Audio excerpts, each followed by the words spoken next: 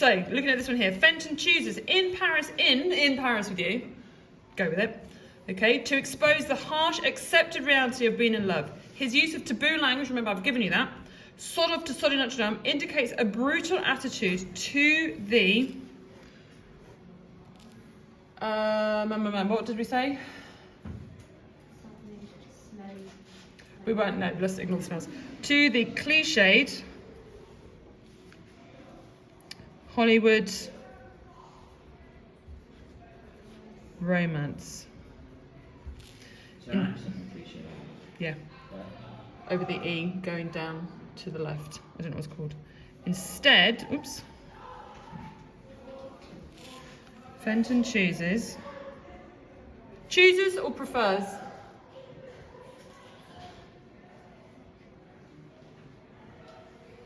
Prefers to.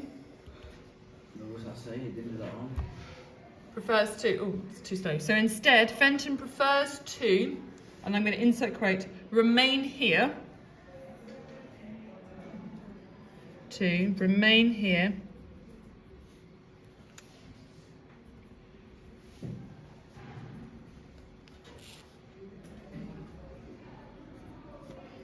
In this sleazy hotel.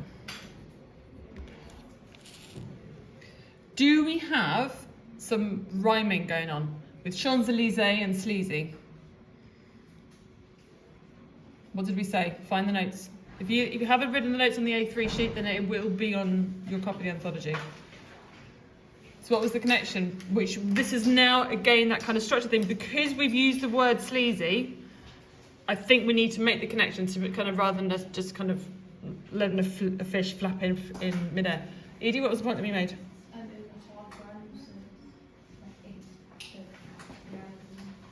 Okay, so the half rhyme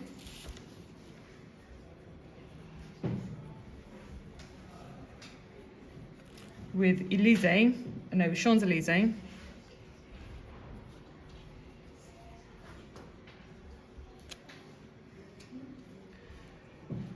emphasizes how the two of them, they don't fit side by side. They're not perfect. How imperfect, we'll do that one because that's also what it's called. The love is between. Now, how many voices are there in Paris? Which is more convincing? We reckon it's 2, okay? Between the voices in Paris. Full stop.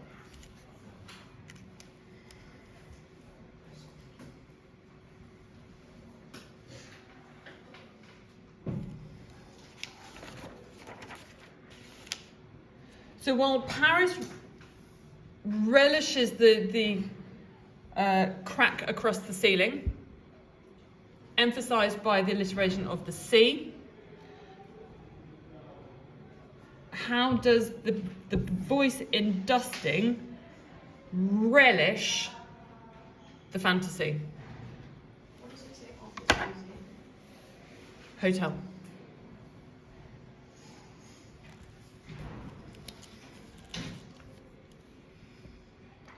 Okay, so Fenton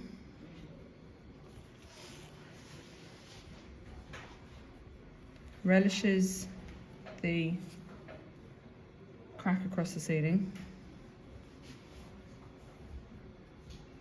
Some of these words you are not going to be able to give me technical terms for absolutely everything. Okay, but when you can put in a term and it works, and put in a term and it works. So Fenton relishes the crack across the ceiling through the onomatopoeic alliteration, crack and ceiling. Onomatopoeic. Here. Fenton realised the crack relishes, sorry. It's aic, sorry.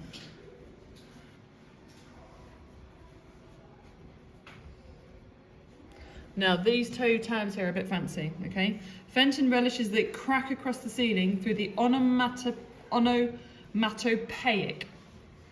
Okay? So onomatopoeic.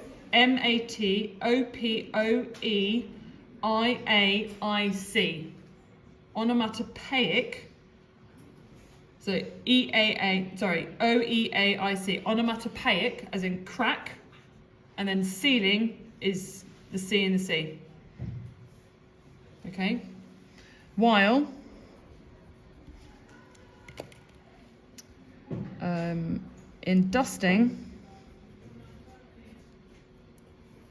the abandoned voice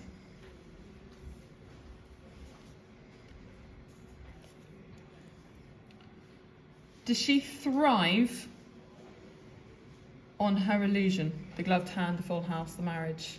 Is that what she's immersed in? Okay. Thrives. Do you think she's blinded by it? Yeah. Good.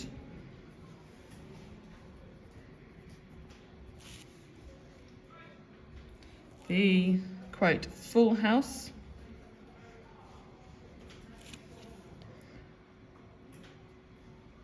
And marriage.